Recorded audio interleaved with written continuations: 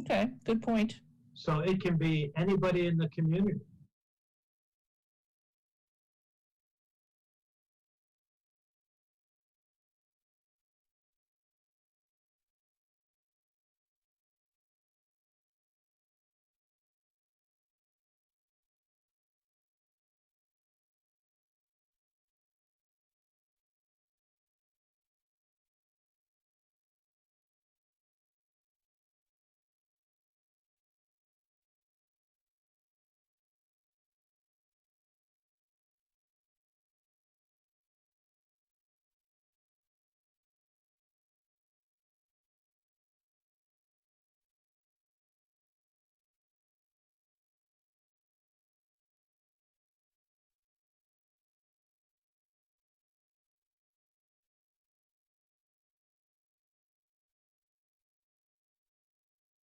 I've been having some router problems.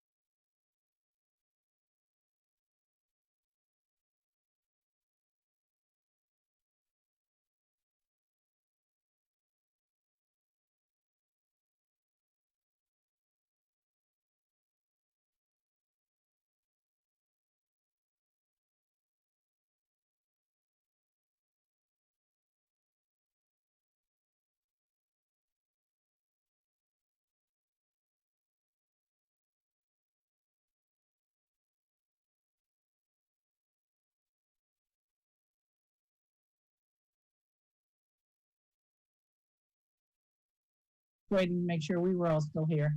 Yeah. Case for people to pop. Okay. Well, welcome everybody on this nice warm night.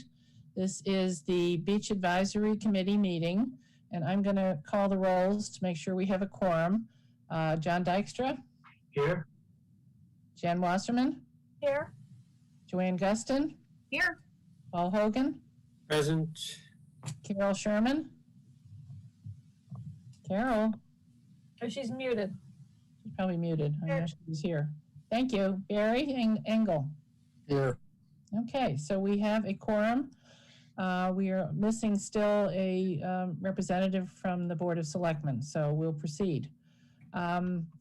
We have, I don't want to put it this way, one burning issue tonight. Ooh. Yes, I know. You can. That's two-thirds of the pot. Hey, can I make a clarification? It's not a burning issue? Well, it's just, I just want to make sure everybody understands. The town liaison person is not a member of the committee. They're a liaison to the committee. The committee has one town representative, that's John, 4 oceanfronters, and 2 backlotters. No, I was appointing him as the Board of Selectmen's representative, not necessarily. He's a liaison. He's not a, not on there. Liaison, whatever it is, he's not here. But I appreciate your clarification, Paul. And hopefully we'll have a liaison appointed by the Board of Selectmen at their next meeting a week from Thursday. Okay, before we turn this over to discussing the issue, I'd like to do one little housekeeping item, and I've already basically discussed it briefly by email with the members of the committee, but for the public too. In reviewing the last meeting that we had, it looked a little chaotic at times in terms of people interrupting or talking over each other. And it's difficult, I know, for you all out there watching this on Zoom. And it's certainly difficult for whoever has to take the minutes of this meeting. So we're going to endeavor tonight. I mean, it's easier for the public because you have to raise your hands with that little yellow hand waving thing, and will be recognized in the order Dave or whoever's monitoring that notices and lets us know. But even the committee members, we've decided we are going to go with literally raise a hand and try and keep it in a little bit more order as we go forward, particularly in the discussion period after we first open the discussion about the issue about campfires on the beach. So with that little housekeeping issue out of the way, I'm going to turn this over to John Dykstra and Joanne Guston, who have done an amazing amount of work on it and have put forth issues and proposals. Thanks. Go ahead. I'm sorry, John? Go ahead. Okay. So Joanne and I did meet. I think we had a very productive meeting together. And we've come up with a list, a couple things we'd like to share with you. I'm going to share my screen in a minute. I just tried to put it down in writing so it's easy for me to talk to. But we found several issues after speaking with the town officials, the town manager. We also spoke with the chief of police and with the fire chief. In addition, we have looked, Kate did a marvelous survey of all our surrounding beaches in terms of the types of fires and permits that they allow. And just for that, Kate, correct me, but as I understand it, the only two that allow fires at all are Biddeford and Old Orchard. That's correct, Don, except that Old Orchard does not allow any private campfires. It's only special event campfires, and those, sponsored by a group of some sort. Got it. And The only other one that allows it as private campfires, similar perhaps to what we used to do, is Biddeford. And there's a restriction of it needs to be in a metal container. Yeah, they've got several restrictions in terms of how far it has to be in a metal container. You can't leave any debris, dump anything out on the beach, ashes or anything. Requirements of how far it has to be from any bird nesting area, because apparently they must have some of the same endangered species issues that we do. And a clear statement of liability, which we'll talk about a little bit. So, yeah. So those are the kinds of things that we looked at. So we had all those in front of us, and Joanne and I both, as you might not know, grew up on this beach in the summers and have fond memories of beach fires. So neither of us are a flaming negative, I guess. Anyway, but so I think we really tried to come at this as if we can do it. What are the issues? What would be the possible compromises and solutions to those issues? So that's what we want to present. So let me try to get that going. What I need to do is I need to move this here. Stand with me for a minute. And start it here, and that way I think it's going to be in the right place. And then if I start sharing, well, it's still not. It doesn't matter. Does that look? Everyone can see that. Yes. Yes. Okay, perfect. So identified a number of issues. So there are a number of slides we'll be looking at. This is the first one, and it's an issue of police resources.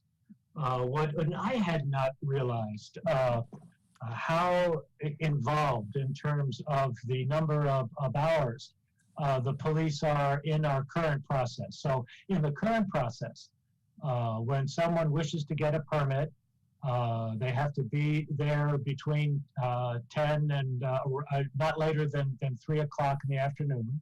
The police collect a permit deposit of $50, either a check or a money order. That night, the police visit the permit sites to ensure that the fire is in compliance. It specifies the size of the fire and the location of the fire. And then, and obviously, no alcohol unless it's within a 25-foot of a beach use agreement signer.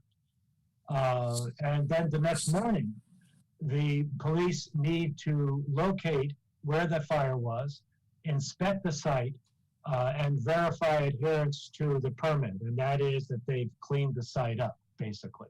That there's no trash, there's no burnt wood, there's no hole left in the sand.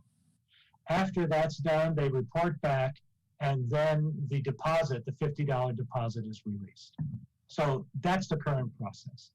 And the issues that Joanne and I saw of this is the fact that our population more than triples during the summer. And certainly during that time, the calls on our police officers' time more than proportionally increase. It's a busy time for a force that's sized for 12 months when you have 3 months with almost 4 times the population. Therefore, we felt that visiting, at night, well, that certainly requires an officer's authority. But searching and inspecting permitted campsites, our fire locations the next morning really doesn't seem like a wise use of police resources. So there's this issue of the police resource. And again, I'm going to address each of these issues later in the presentation. So that's the first issue. Second issue is the trash at the sites.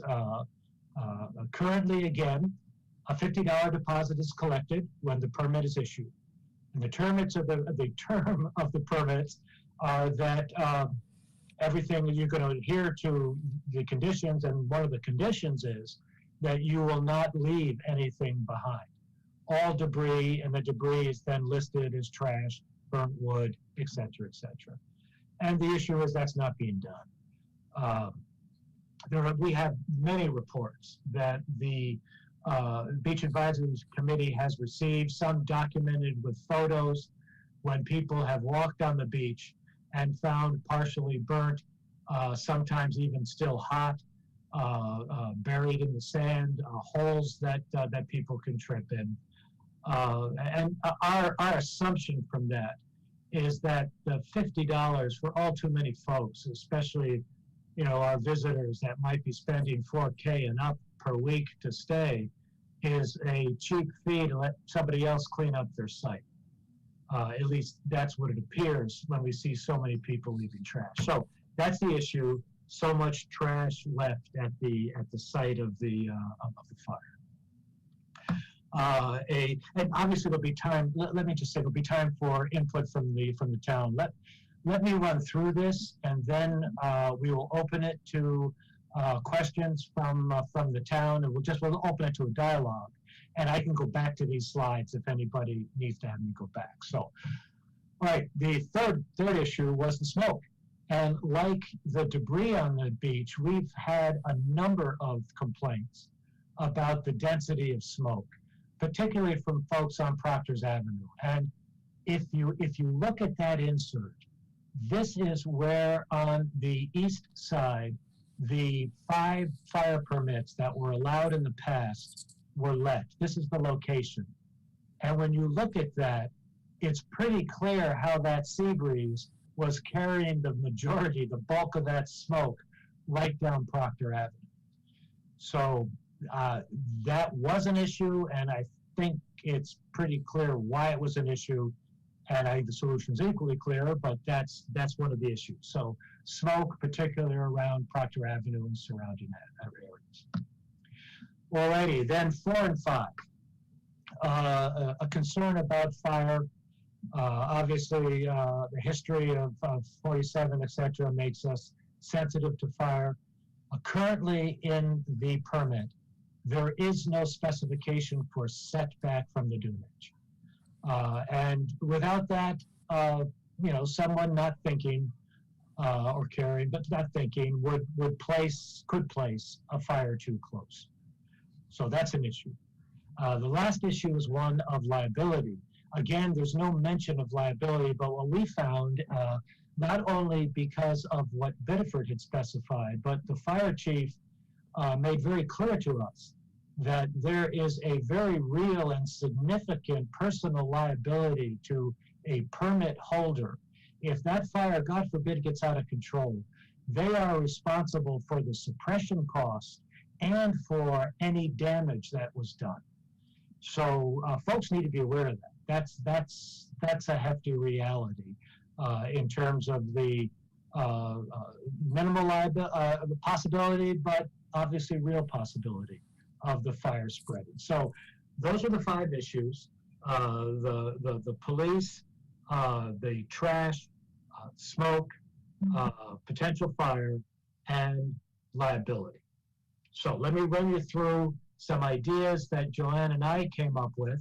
And these are what, I think the issues are the issues. I hope you all agree, and you may even have more, but those 5 issues need to be addressed. And I want to share with you what Joanne and I think might be a reasonable solution, and ask for your input, and hopefully through the discussion we can arrive at something acceptable to all. I've restated the issue at the top. That's what you've seen before. So our proposal for the police is to have our CSOs, who are already walking the beach as part of their job, have them be responsible for the location and verification the morning after the beach fire. So what this would then what it would entail is the CSOs would pick up a list of fires from the South Street station. They would visit each site, would be very clear, marked where they were, and then would communicate back, yay or nay, that the details were met and the deposit can be released. So that's our thought. The CSOs do it. We still need the officer there at night because they're the only ones with authority to enforce something if they had to. Okay, police. Trash. $50 ain't enough. Our proposal is put it up to $250. So this is a deposit. If your intent is to clean up after yourself, you got no problem putting $250. Hell, put $1,000, but no, $250. I mean, you're going to clean up, and so that check is going to be torn up. And the hope is that this level of financial stake will encourage folks to act responsibly. So we're basically bribing people's better instincts to clean up after themselves, with the potential of losing $250 if they don't. So that's our trash solution, in quotes. Smoke. Our thought here, right now there are 10 permits, or at least what was so in 2019 and the years before, there were 10 permits.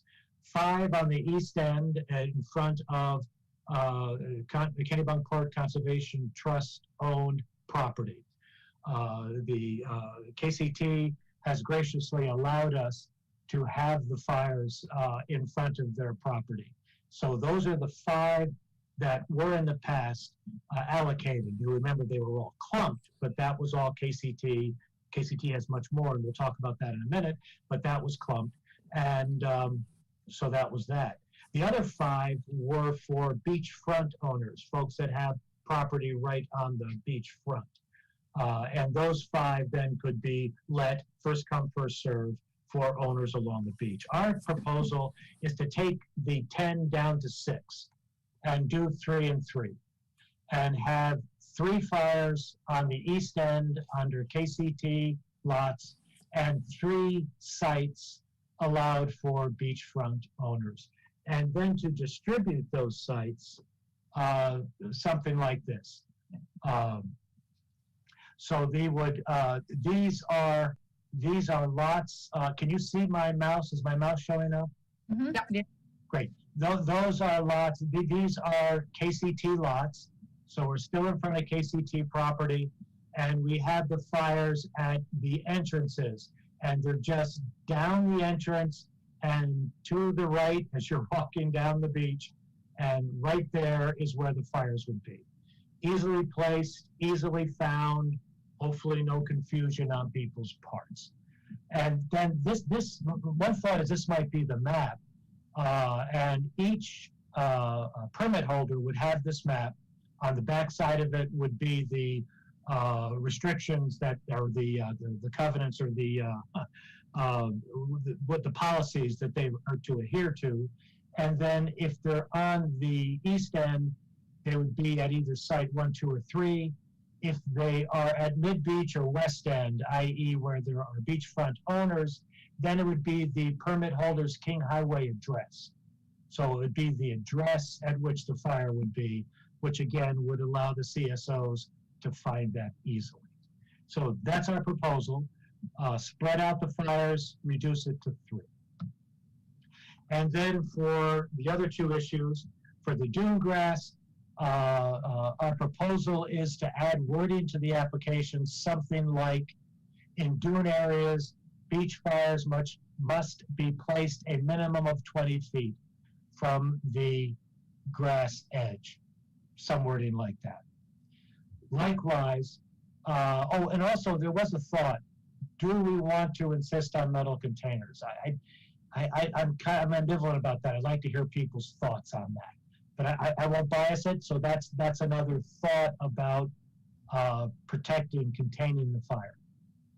Then the last issue, and then I will be quiet for y'all and we can discuss, is the liability. The thought is, again, to add some wording similar to the permittee is responsible for the fire if it escapes and also liable for suppression costs up to $2,000, as well as any damages caused to other property. Those are the words in the Biddeford permit. So those are our thoughts, and I guess it's best if I just leave it at that point, and open it to discussion. Obviously, I can go back to that and bring it up and talk about it. Okay, do I have some, let's start off first with any questions, and by the way, John, great job, and Joanne, thank you too so much. Let's go back first among the committee members to see if there are any questions or comments. Jen. Yeah, I have a couple that I'm thinking about. One is in terms of for the 3 that are not part of the trust, the kind of, conservation trust. There's, there's the whole side of, there's sort of the shorter side, which is towards Jeffrey's Way and down to that point. And then there's the other side of Dingy Point, a very long side. So 3 seems potentially a little small. I don't know. I'm just wondering if it should be potentially, 3 on one side and 3 on the other side, or 2, or I don't know. I don't know if you've thought about that. So yes, John. No, I'm saying maybe 5. Oh, 5. Yeah. So that's one thought I had, was just that 3, it's a very long beach. So 3 seems a little small. Yep. But it doesn't seem small for that conservation trust area, because I think I really like that you spread it out, and I think in terms of trying to be sensitive to the people that live there, and I guess the other question I had was, my understanding is that signatories to the beach use agreement have been allowed to use metal containers without a permit, like a hibachi or a fire pit, on their 25 feet in front of their home.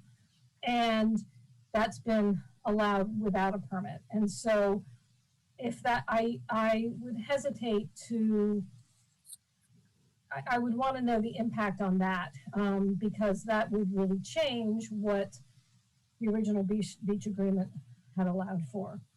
So that I just wanted to raise that concern. Yeah, John. Sorry, Yeah. Kate, you're leading it.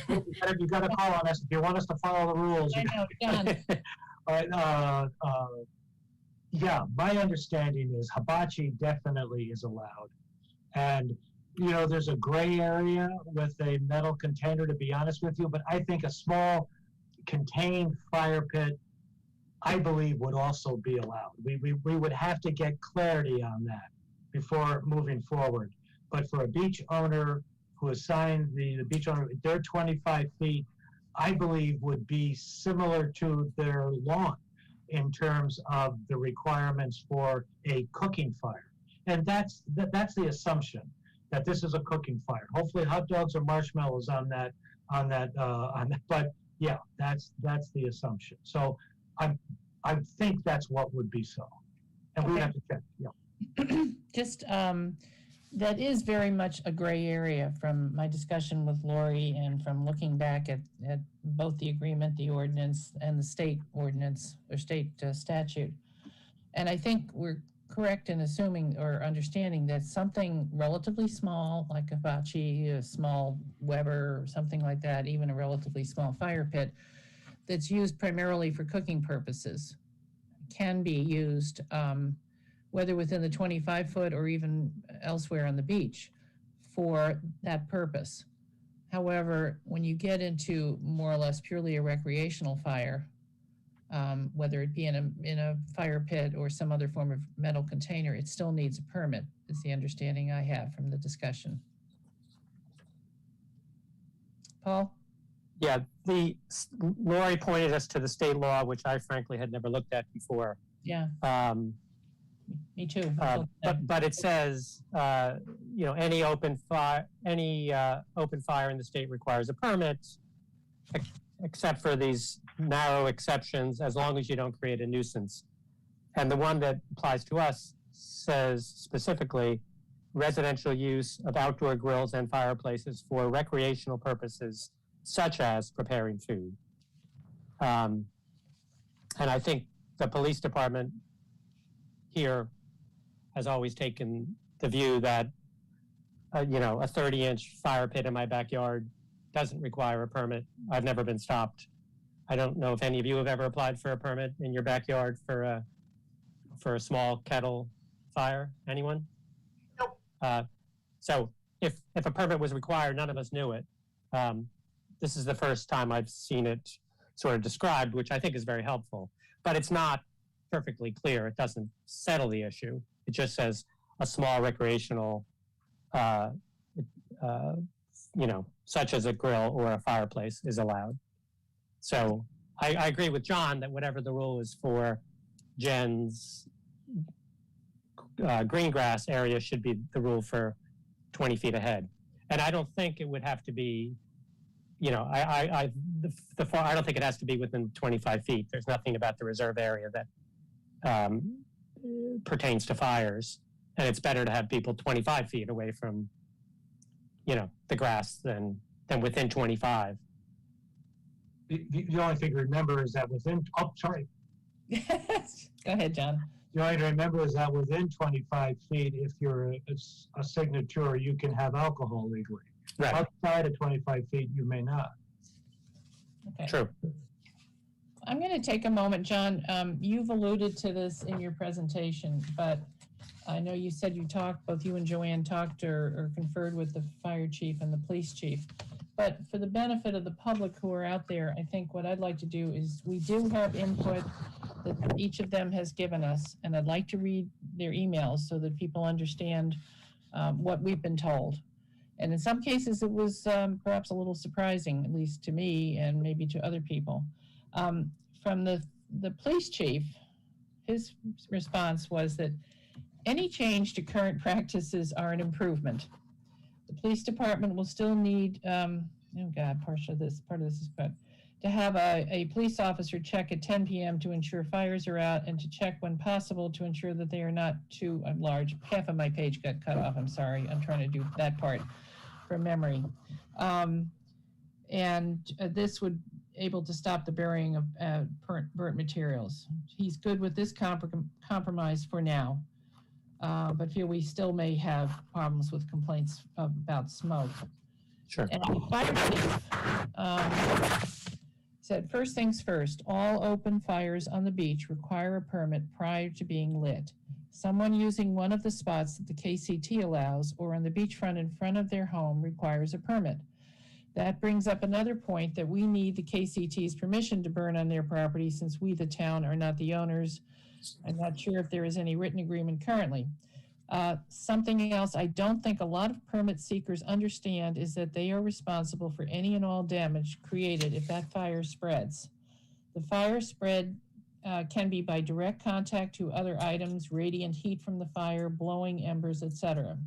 The permit holder can be held responsible for all extinguishing costs as well. These are things like manpower costs, department vehicle use costs, and any costs incurred by any other entity that they may have assisted in the extinguishment. And I think John and Joanne addressed that well with the liability language, which hopefully we will require the permittee to sign. My concern with fires on the beach is the wind. The winds along the shore can be very unpredictable in the speed and direction, carrying embers into dune grasses or onto someone else's property. The other issue the wind creates as far as firefighting goes is its drying properties, especially to vegetation in the area. Since permits are only allowed, regardless of location, on a low or moderate fire danger scale provided by the Maine Forest Service, the conditions at the beach can be very different, drier, than other places in town. This is due to the almost constant breeze along the shore. For this reason, I am in favor of not allowing them on the beach. I do not have any issues with a grill on the beach for the purpose of cooking food only. Backyard fire pits and other similar devices are the same as an open fire on the beach. All locations in town require a permit to have a fire in one of these devices. I think it was certainly an eye-opener for me. I thought the points he made about the wind and the conditions on the beachfront can be very variable, very differently from other parts of town, or even from, as I understand, the police department in making the determination whether that's a day that fire permits can be issued is guided by the fire risk assessment that's done really statewide basis by, I think it's the Department of Forestry, some state agency. And as the fire chief points out, that could be very different conditions on the beachfront here, primarily because of the winds. Any of us who have been down on the beach know how quickly the wind can shift and how much it can pick up. And I think, as I said, the other issue that's not really our purview is the question about, most of us probably had no idea that even the fire pits in our backyard, if they're not being, it's not the cooking grills or something like that, are supposed to require a permit, but that's not necessarily in our jurisdiction. So, Barry. Thanks. I actually put up my little hand up there. I don't know if you see it, the little. Oh, I'm sorry. You're right. I have to keep, I'm not good That's at okay. I just was going by the rules. Thank you. So a couple of comments. I really appreciate the work that Joanne and John did, and the compromise and the spirit of trying to come up with something. And I think for the most part, you've covered off where I'm comfortable. Where I am not comfortable are the embers and the concept of safety first. And I've been involved in forestry for the last 15 years, and we've had some terrible incidents that were absolutely planned, and every safety measure was possibly taken, and the wind and there's always something out there that you just cannot foresee. And if something were to go wrong, it's catastrophic, both to property and, more important, to people. We've seen, dune grass. We live in an area with environmental concerns, both the dune grasses and, of course, the plovers and animals. I think we have to do absolutely everything in our power to protect it. And while, again, I'm respectful of the fact of tradition and whatnot, to me, safety absolutely comes first. And I think, John Everett hits the nail on the head in terms of there's a lot of variability here. And we're just seeing it with the weather today. We just don't know. And to me, I think we err on the side of safety. It does seem to me the other towns, for the most part, have banned the fires. We're certainly not out on a limb on this one. If anything, we're the exception to the rule. And I would prefer not to have them. If the opinion is otherwise, maybe metal boxes, maybe some of those other safety features would be helpful. But, I just feel strongly that we've got to really, really think about what could possibly go wrong. Anybody else on the committee? No hands up, Carol? I can't see you in my picture there. Okay. All right, let's open it up then to comments and questions from the public. Dave, have we got anybody with a hand up?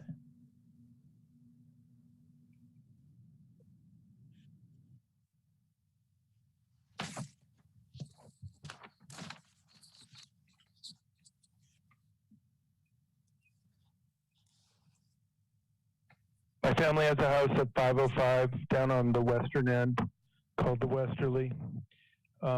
We like having fires on the beach. We don't have them often, but they're always in a metal container. And we've been doing this for 50 years. I hope that fires can continue. I think that there's got to be some safe way that, people can have fires. I know the wind is a really big concern, but I feel like with experience, you just learn to watch. And, if it gets too windy, you put the fire out. Maybe there's some kind of education that could go into, what to do on the beach with a fire if the wind picks up. I don't know. Not that many people have fires down at our end. It's not really a big issue. People have them very occasionally on the far western end, and I certainly have never really been bothered by other people's smoke. So for us, it's not an issue down at that end. But I do think, given the history of Goose Rocks and the catastrophe of the fire in 47, it's something we should think about. We have an old wooden house too, so I understand the concerns. That's all. We like the fires. We'd like to continue having them, even if they were, somehow limited. It's a nice thing especially with the kids. They love it. That's all. I'm going to break the rules, Mike, just so I don't lose you, because I have a question specifically for you. Sure. Interested that you have the metal container. So tell me what you do with the, at the end of the fire, what do you do with the partially burnt wood? What's your procedure? Well, what we do is we just fill it up with sand and then let it go out. And then we carry it off. But you have to then come back when it's cooled and carry it off, or can you? Yeah. Well, we're right on the beach, so it's like right out front. Yeah, see that works. I can see that for y'all. That my concern are people on the east end. This idea of a metal container, it sounds really good to me, but it's got that downside of what do you do with a hot metal container full of smoldering wood at 10 p.m. Your campfire's out. This is the issue with beach fires to me. Is what do you do to clean it up? If you can come back the next morning and get it, that's really cool. And if you maybe put a tag on it to tell the CSOs, I'm coming back to pick this up, maybe that's it. Maybe we give them a tag that they can put on their metal container that tells the CSO, I'm coming back to pick this up. How about that? John, your tag would have to be paper and it would burn if the thing was still hot. John and I talked a lot about this, and we thought, yeah, it would be a good idea to have metal, but I cannot imagine for the life of me how you get it back off the beach that night. It's got to be hot. It's got to be hot for hours. Well, it is, but you cool it, you throw some water on it, or you throw the sand on it. We're doing a steak. Just give them something they put when they put, chemicals on your lawn. A little green thing they can stick in the sand, just to tell the CSO, I haven't left this, and come back and pick it up. Okay, I'm going to jump in on that issue too, because, if you're not doing it in a metal container, you've taken somebody, if they've had the fire on the sand, dug a hole in the sand, and then they flip some sand over it thinking that that's put it out. we've had several comments. I mean, I'd rather see a metal container there than fire in the sand, the embers of which can very easily stay very hot for a lengthy period of time. It doesn't automatically go out unless you're totally burying it in the sand or you've totally drowned it with water from the ocean, which is another point I think we need to add in, as Biddeford does, that you have to have a mechanism nearby, whether it's buckets that you can bring water up from the ocean to make sure that you have a way of putting out any fire that spreads. But I think we have a bigger problem with still having fires on the sand that are not necessarily as out as people think they are. People, as you point out, many of us who have been here for a long time and had experience with having beach fires, whether in front of our homes or when, there was wider use of other parts of the beach, we had more experience with how to handle this. And that's not necessarily the case anymore, which raises, again, the public safety issue, both from how cautious are you going to be about keeping an eye that the fire stays low enough, or if the winds change that you're going to put it out, being aware of that.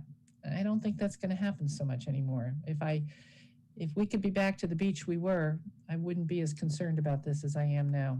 Anybody either on the committee or another person from the public? And thank you, Michael, Ashley.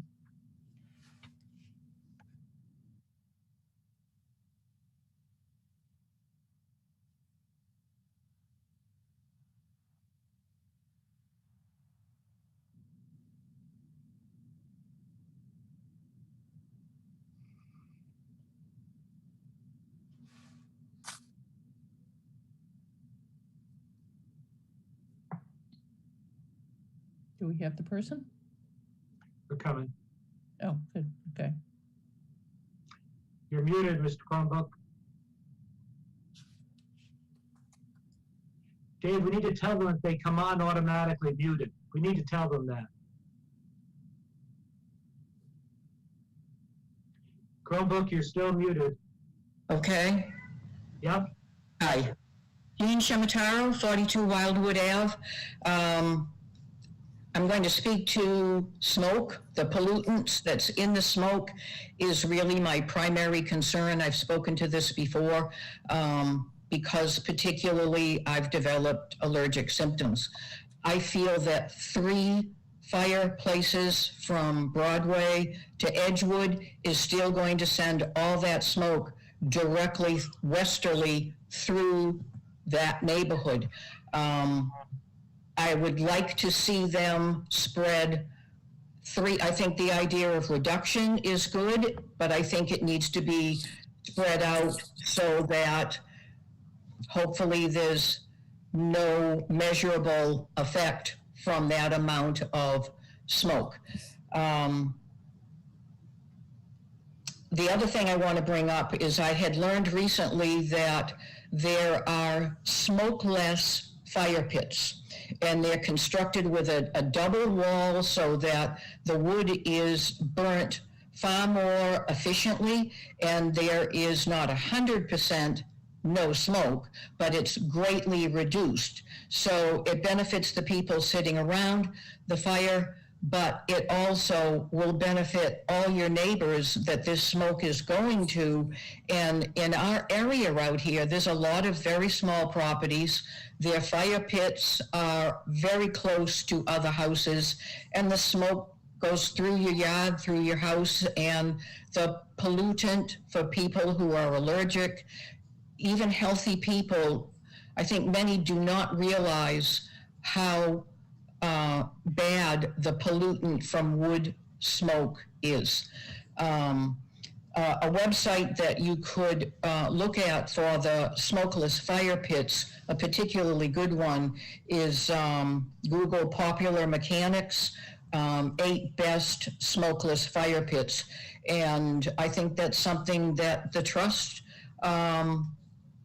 should consider for the fires that they have out there, or whether it would be the town that would do that. The price ranges from about $100 on up to thousands if you want something to that degree. So fire and all of that as far as through the neighborhood, yes, it's a concern. but I really am concerned that there's still too much smoke. Okay, thanks, Jean. Thank you very much for the work you put into this. Thank you for your input.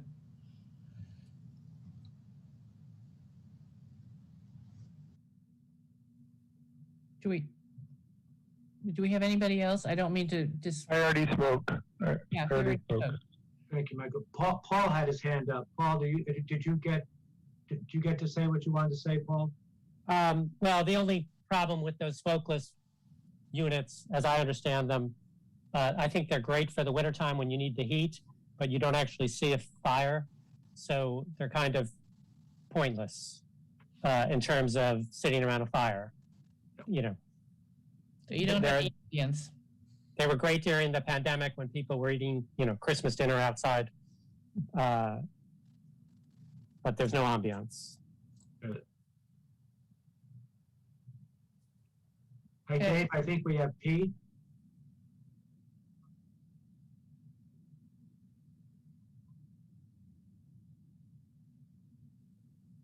Hi, my name is Pete Smith. I'm at 8 Summer Breeze Lane and 9 Bartlett. Family's been here at the beach since the mid-'60s, and for the better part of that, we've been enjoying bonfires on the beach and enjoying being able to go down there with young children as well as friends. I'd like to thank everybody, and Kate in particular, who has brought me up to speed on this issue. I've been approached by a lot of people who have been fairly angry about the potential of losing this privilege, and I appreciate everybody trying to get together here and compromise.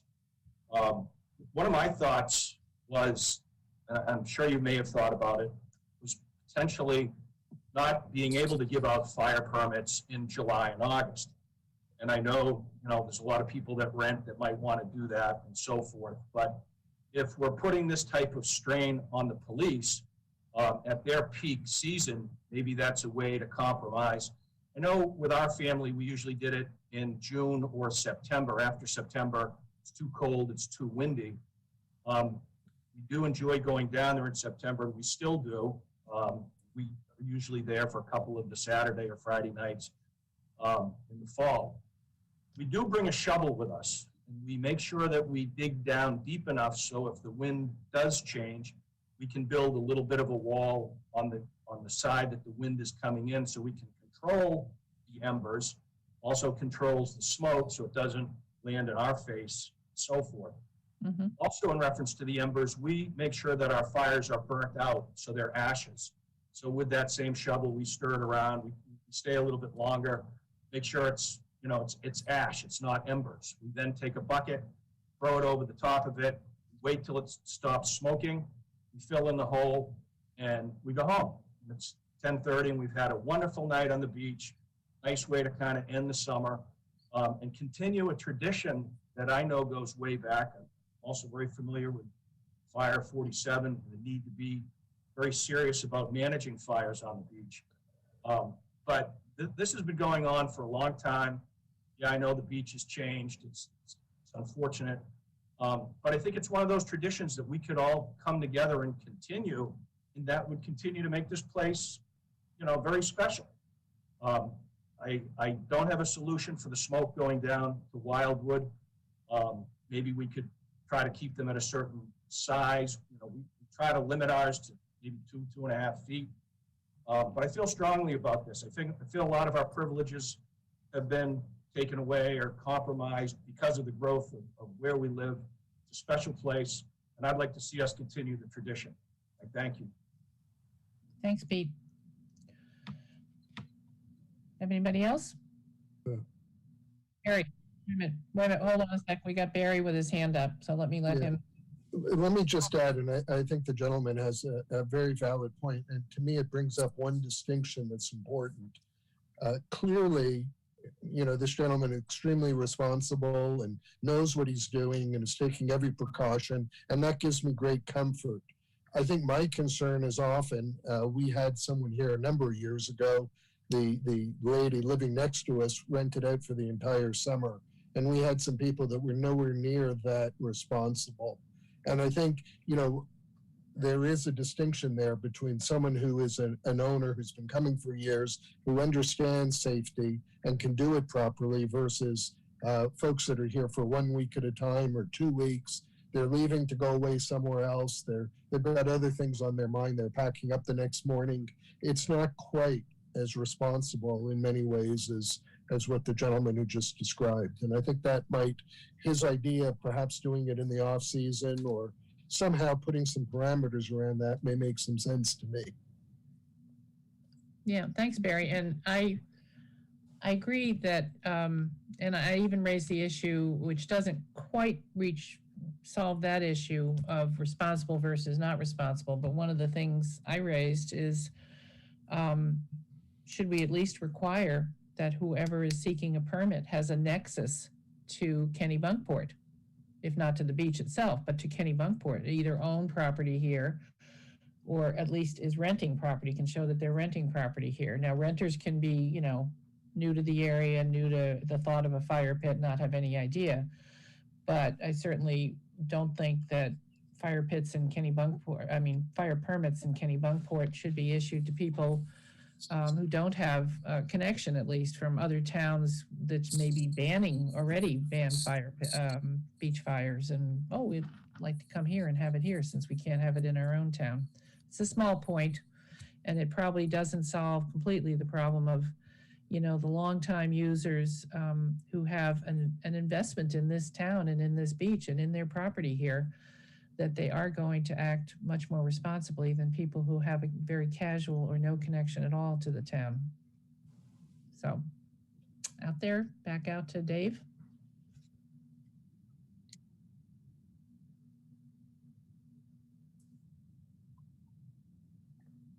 Hi, this is Steve Painter. I live at 6 Wildwood. I would like to answer John's question about what you do after the fire is out. And then I have a couple of questions I'd like to ask, actually 4 questions. So like Pete Smith, we dig a pit, we have a fire, we let it go out. We then use our shovel to take the ashes and any coals, if there are any, and dump them into a bucket that's about half full of water, and that ensures they go out. We use a flashlight to inspect the area to make sure that we're not leaving anything behind, and I'm pretty confident that that leaves the fire out, completely out. So my first of 4 questions is, how many problems has the town had in terms of fire spreading? Have we had embers blown into dunes or into somebody's house? Have we ever had a beach fire cause another fire? Not yet. Okay. We have had them caused by fireworks. Fireworks, yeah. Yeah, but we're not talking about fireworks tonight. Probably being set off right in the dune grass rather than spreading by wind. But yes, not yet is the answer. So then I have a question about the 3 locations designated for fires in the KCT area. I'm just curious why you're putting them in front of entrances and why not offset them from the entrances so the smoke is less likely to blow up an access street.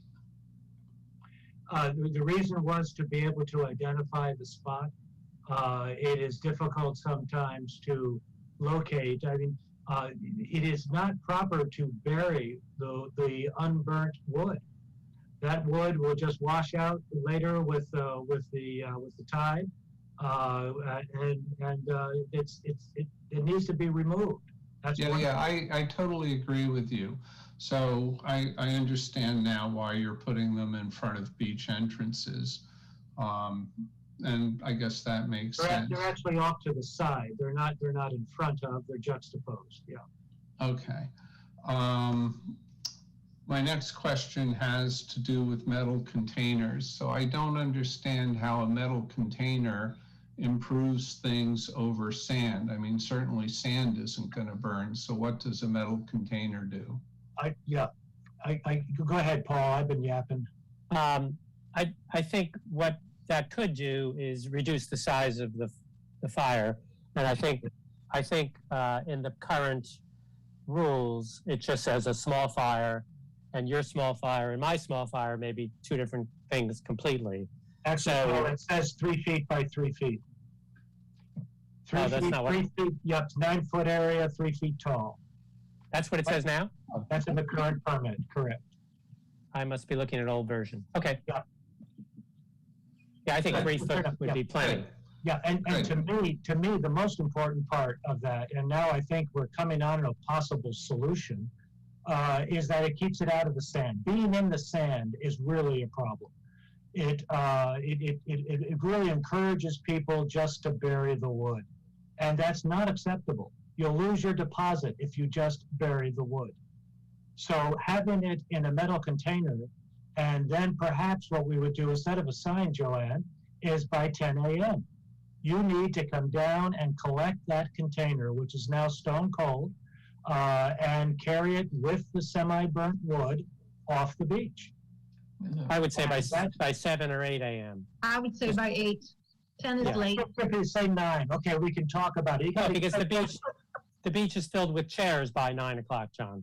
Well, So, So it's just a small container. I don't know, we can talk about the time, but I think you got to make it somewhat reasonable that somebody's not getting up at dark 30 to get it. But anyway, then they take it off the beach, and that solves a whole host of problems. It keeps it. My last question at this point is, I don't understand why the number of fires at the western end of the beach was reduced. One of your members spoke early on about how much larger that area is, and so I don't understand why you're reducing that number of fires in that area. Yeah, I think we're in violent agreement with you. I think we propose that we put it back up to 5. Okay, great. Well, thank you. Paul? John, just a quick question. On the 3 locations, I'm looking on my screen. Is there a reason not to move one of them toward Belvedere? Not. I mean, there's no anything is certainly possible. Can I do this again? Let's see what happens if I do this. Is that up again? It's coming. Yeah, you got it, John. And I'm sorry, Paul, what is your thought? My question is there a way to, I'm sensitive, of course, to the smoke in one area and the burden. The reason is that's KCT property. This is the furthest lot to the west. Why not go 1 block further and put it on town property? Well, that's if the town would permit that. That I think opens a can of worms. KCT is a signature and they are giving permission. So that made that very clean. I think you're just adding another legal can of worms. Well, the town owns the whole beach except for 1 lot. So Like I said, you're opening a whole legal. yeah, no, I understand. It complicates it. And, I'm not opposed to this. I just wondered what the reason was. That's the reason. That's KCT land. Yeah. Okay. Steve Painter, does that answer all your questions, or did you have other ones? I think he's off. I think it did. I think he said that he was satisfied. Yeah, I think he acknowledged he was finished. Yeah.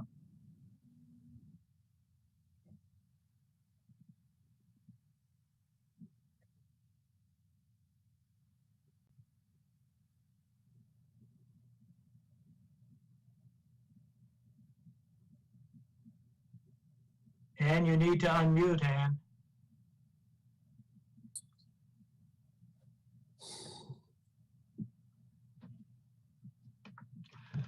Ah, the joys of Zoom. You want to go to Maureen and come back, Tan?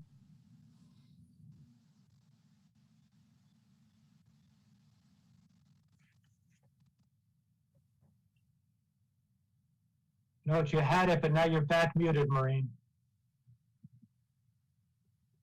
How can you tell all this stuff from what you're looking at, John? Little picture, bottom left. Microphone flashed through it. Bottom I'll left. show you. Okay.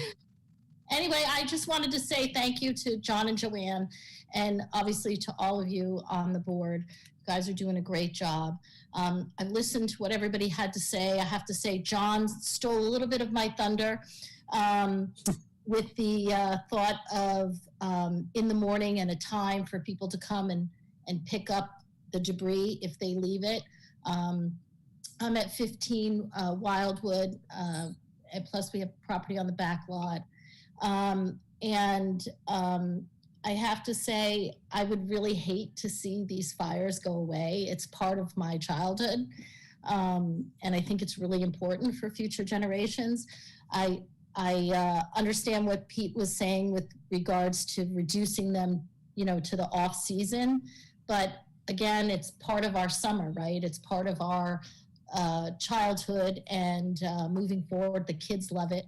And I think it's part of our community, and I would hate to see it go away. My other thing that I wanted to add was, in the summertime, you had mentioned that the population increases by 2.5% to 3%, and it's an issue on the police. But I would assume, and I'd be interested to find out how many special officers that they add in the summer, like the special ones or twos, class ones or twos, in addition to the community service officers. I think that some of the ideas that they have suggested to resolve some of the issues with the $250 deposit sounds great. It will definitely help people to realize that you're serious about it. I like the idea of having people be responsible to make sure that the wood is gone off of the beach. I personally always take it off at the end. We do use a metal container most of the time. And I also, Kate, I just think making sure that people, are related to the beach, have some connection with Goose Rocks. I really don't think you're going to have people from Portland driving down at night to Goose Rocks to have a fire, but I could be wrong. But the beach is for everyone. It's a public beach, so I think everybody is entitled to use it. And I don't think that's going to be a problem. I don't think it's been a problem in the past, but I could be wrong. But I think these were all great solutions, and I appreciate everybody's time. And moving forward, I think it's great. And it's wonderful. So thank you so much for your time. Thank you. Thank you. Kyle Sherman. Oh, Maureen, did you leave? She I did. wanted to know how Maureen cooled her metal container to take it off the beach. I would bet she left it to the morning because she was saying that was part of her thought as well, was to pick it up the next day. Pick it up the next day? Yeah, so my guess is, and I don't know how she do it without very good asbestos gloves. Yeah. Yeah. Maureen, if you're still with us, raise your hands. We'd love to know the answer. If you have water, I mean, I've done it, and with water, Yes. Yeah, but salt water can chew up those pits pretty fast. Maureen's back. Maureen? David, you see her? Thanks. Okay, I'm back. Hello? Maureen, this is Carolyn, and I was. Hi, Carolyn. How are you? Good, thank you, and thank you for participating. I wanted you to help us on how you cooled your metal container. Well, Carolyn, I just so happen to be married to a 30-year career firefighter who's standing right here. So he's going to answer that because he's in charge of all fires at Goose Rocks. Thank you. Can't find anybody else, but his name is Tim. Tim, thank Hi, you. everyone. Hi, Tim. You're doing a great job, by the way. And I appreciate it also, all the work that you put in. I know it's usually thankless, so keep up the good work. But in terms of controlling the fire at the end, we try to let it burn down all the way, and we let it smolder a bit. And then we just take a little bit of water and mix it in with the ashes. And we don't try to use too much, obviously. We don't want to increase the weight of the container. But once we've got it cool, we sit for a few minutes. And generally, the metal will cool in enough, 15, 20 minutes. It's cool enough to grab it by the handles and walk it right off the beach. Okay. Thank you. What do you think about the thought of just at least specifying people have to remove it by a certain amount of time, as long as they leave it out? My concern with that is they might leave it a roaring fire, and obviously that we couldn't allow. So Right. So you want to specify that they have to have the fire completely out before they leave the beach, Yep. right? Extinguished. And then, of course, if you wanted to leave I know one of you suggested putting a stake in the ground so that someone could know who it was and they come back and reclaim it. But you'd want to make sure that they set a pretty hard, fast time. We don't want to have the containers out there all morning, right? You bet. So I think that's a great idea. Tide. Good. And of course, the tide, if they've forgotten, how quickly it can come up, and if they put it in a place where the tide might take it, that could be an issue too. That's how you learn about the tide. In unfortunate ways sometimes. As a kid, I lost many things. Yeah. Question, on this idea of metal container possibly staying on the beach, which makes me a little nervous. I mean, we do say, okay, that the fire has to be completely out. But on the other hand, we know that people leave fires and embers burning underneath the sand. I'm a little concerned because one of the things that at least Biddeford does, and I hope we did, was require that everything stay attended when there's any element of fire there. So unless that's why they need to. But it would specify it needs to be extinguished, fully extinguished, and then But I guess Tim's point was that it cools off pretty quickly if it's fully extinguished. Yeah, but that's the big question mark for me, for people who are not necessarily terribly responsible people and or not familiar with doing beach fires. And can you still hear me? Yeah, you're on, Tim. So listen, I love the idea of the beach fire. We live down in New Jersey, full time on the beach. I've been here in Monmouth Beach my entire life, 59 years, and we deal with beach fires here as well. We do have a limited, permit process. I'm actually on the Borough Council, so we deal with it here also. We do permits and we do allow a limited amount of fires on the beach.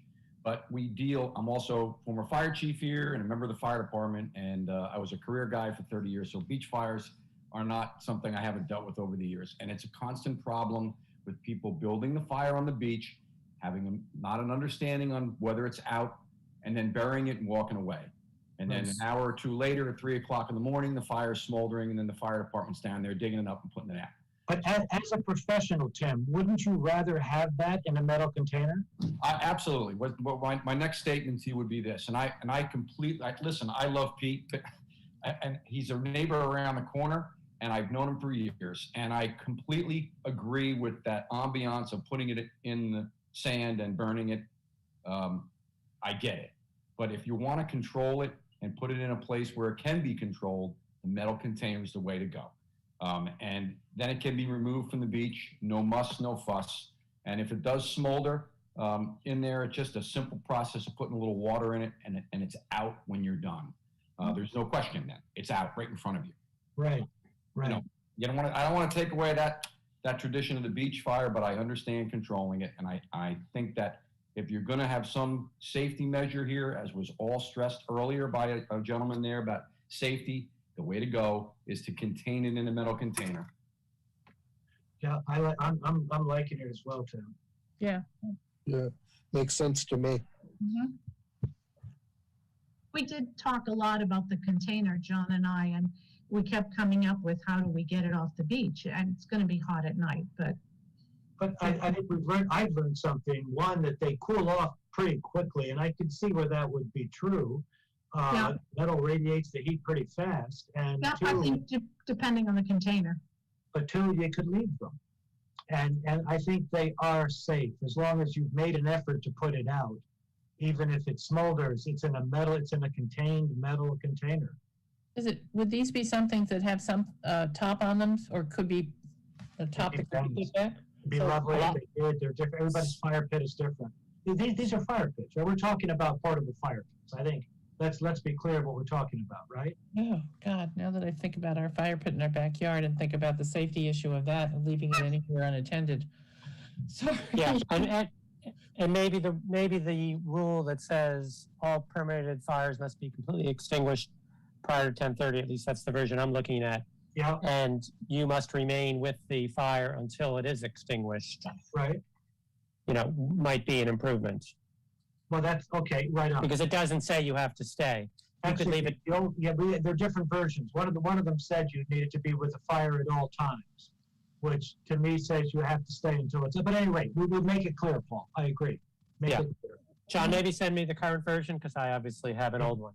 Yeah. But again, we're gonna rewrite it anyway, so that's what it's gonna be. Yeah.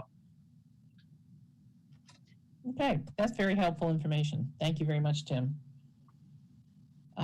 So what have we learned? Can we summarize what Is there anyone else? No, I'm sorry, yes, there'd be more. There'll be more. Who's this Richard Driver guy?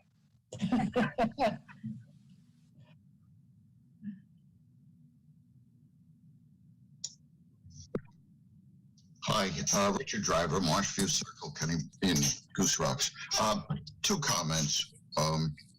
One with the metal container. As I indicated when the discussion came up last week, a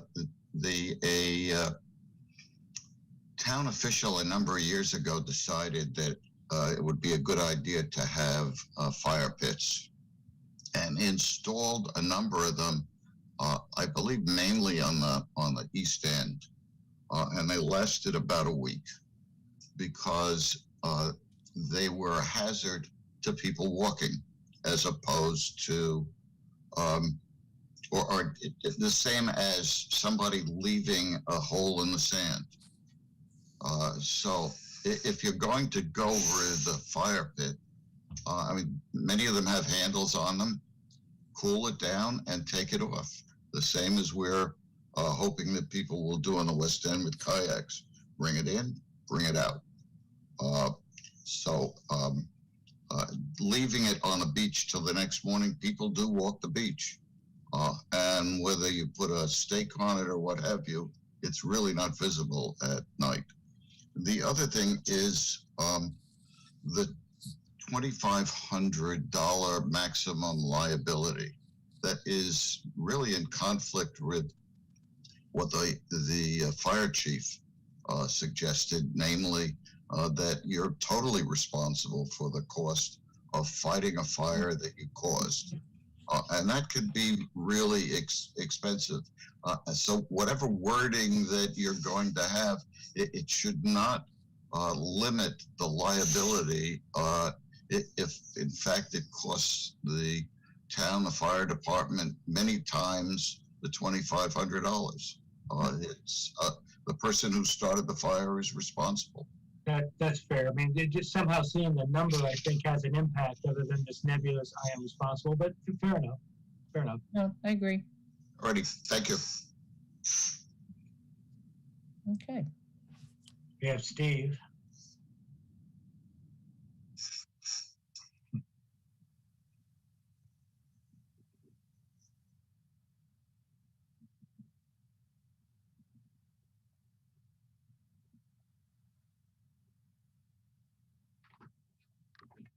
It's Steve Painter. Thank you. The unmute button didn't appear at first. So I have a concern about leaving the metal containers on the beach overnight that may or may not make sense to people. So if a person has a metal container, they extinguish the fire, they leave it on the beach overnight, they then go home. That container is no longer under their control. So if something bad happens, either intentional or unintentional, they come back the next morning and there's a mess or the container's gone or whatever, are they accountable for what happens? Yeah. I guess maybe the way to phrase this as a question is who's responsible for the container while it's left unattended on the beach overnight? I think that's an excellent point, Steve, and I think it just kills the idea of leaving it. That's an excellent point. Both in the liability issue, God forbid, the fire colleagues, well, heck, so absolutely. I think you got to cool it and carry it off. That's what it needs to be. Yeah. Okay. And then I have a second question, and that is, how did you come up with $250? And I ask this because I suspect that there are many renters, in particular on this beach, who are not going to look at $250 as anything more than an inconvenience fee. I agree it's more than 50, but I think you need to go much higher if you want their attention. The only concern on my part is we don't want to price someone out. I mean, $250 is a lot of money. And if we make it $500, $1,000 or something, I think there are people who would be uncomfortable doing that, even though they plan to be fully responsible. So I think we need to have a sensitivity. $250, I mean, if that's not going to get somebody's attention, you know, I'm not clear 500 or, you know, so that would be my thinking.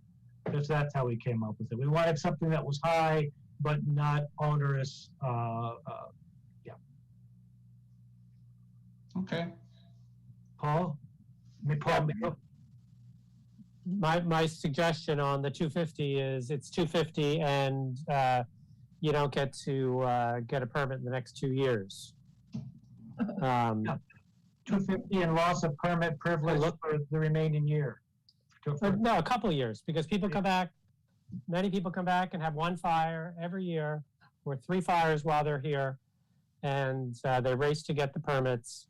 And 250 may not be of consequence, but it may be a consequence that they've lost their privilege to get a permit for the next year or 2 years. It's just another requirement on the police to track it, but I guess that's, you know, obviously things are easy, but it's just setting it up, that's all, yeah. Okay. More speakers or commenters? Owner.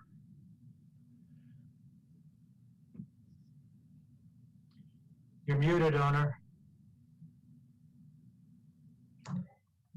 Can you hear me? Yes. Yes. Hi, this is Jeanette Olosky. I'm at 30 Wildwood Avenue, and I would hate to see the fires not be permitted. Paul just stole a little of my thunder. I was going to actually suggest that if somebody did not properly take care of their fire, that they be put on a list and not be given a fire permit in the future. I think that's a great idea. I think that gives them ownership. I also wanted to know if there was an age to obtain the permit. 18. That's pretty young. Mm-hmm. Yeah. But there's legal issues there, I think, but 18 is what it currently is. Okay. Go off to war, fire a gun. Yeah, I get get that. You can't have alcohol though at 18, so there are, or cigarettes. Depends on where you know, you can have cigarettes, right? Did they change that to 21? That's 18, isn't it? Well, in Connecticut, it's 21. There you go. Depends on where he is. Yeah, yeah. Other than that, I mean, I think that it's a great idea to have the CSOs inspect. I will compromise to have the permit to only 3 per night versus the 5 down at the East End. I think that's a good compromise. As with regard to the potential of fire, would it be better to use the wording to be closer to the water's, as close to the water's edge as possible? So people aren't guessing where 20 feet is from the dunes? Well, that's a little tough. I mean, most people are going to probably want to be up in the soft sand and not on the slope, not on the pan. If you're on the pan, 1, you're sloped, and 2, you're tide challenged.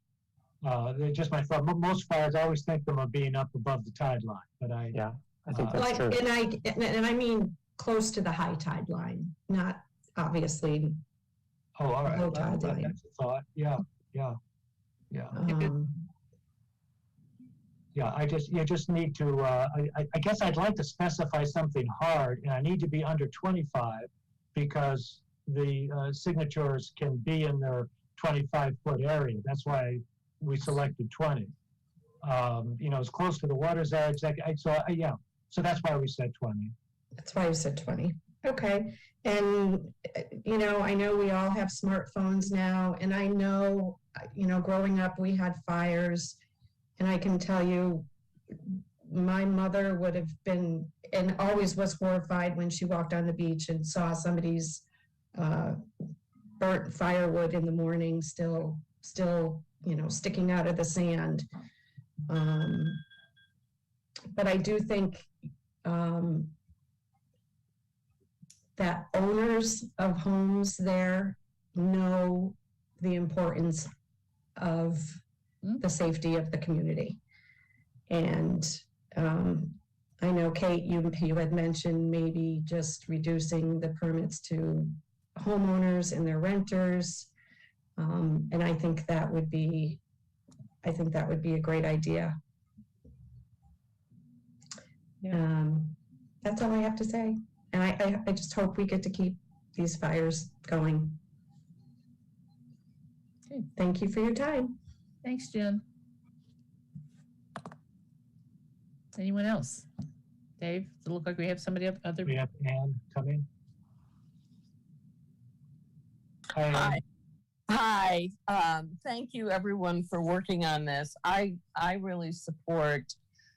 Oh, first, Dan, can you identify yourself other than? Yes, I'm Ann Corby, 6 Wildwood. Steve Painter is my husband. In full disclosure, I just moved to another device when I was on with him. So I think that we should really encourage the responsibility, full liability for anything that happens. I think people should have to take everything off the beach. It's not that hard. We do it, as Steve described, with the buckets of just some water, and take all of your coals that are left and put them in the bucket and take it off. The other suggestion I have is to extend the time for going back for tearing up the check that's left at the police station to 2 days. So there's plenty of time to make certain that no damage has been done, to make certain that whoever has not followed the instructions is fully liable for any damage. And everything else has been said, but I really support keeping these. I just think we need to enforce responsibility. So that's all I have to say. Thanks. And thanks again to Joanne and John for doing so much work on this. I'll second that.